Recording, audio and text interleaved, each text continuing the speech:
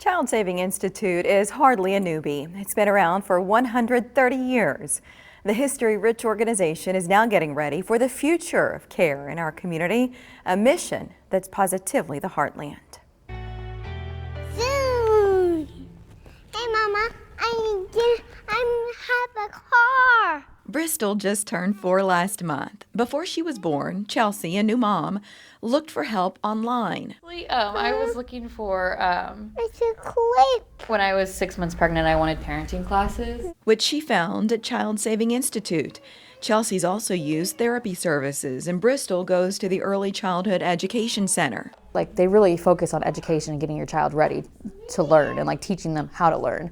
So since she's started here, she has just blossomed. Bristol had been a conventional daycare, not the family's first choice. Well, the reason Bristol didn't start out at CSI is because there was such a long wait list. So having more room will be really nice because then you can get more kids in that need it. The wait list. Here's a clear-cut example. More than 150 kids and teens are waiting right now just for mental health services, despite the fact CSI has doubled the size of that program in the past 6 years. The goal is if somebody picks up the phone and has a need, they're not put on, whether that's early childhood, waiting for 14 months for an early childhood spot, or if you're in need of mental health services, waiting 3 to 6 months, that might as well be 3 to 6 years. This makes what's coming next for CSI a big deal.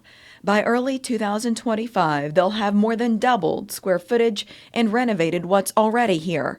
The plan started to take shape a decade ago with the purchase of land around the existing building at 46th and Dodge.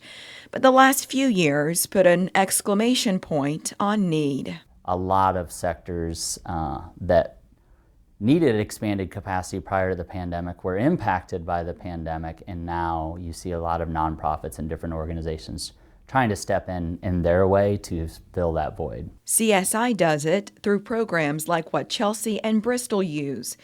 The organization also touches foster care and works with local school districts. Our mission is responding to the cry of a child, and with that we do a lot of different things. A total of 15 programs. And with more space, they'll provide hope and healing to more people.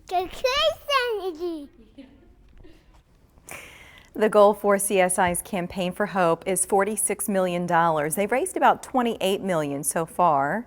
To give, visit childsaving.org/campaignforhope.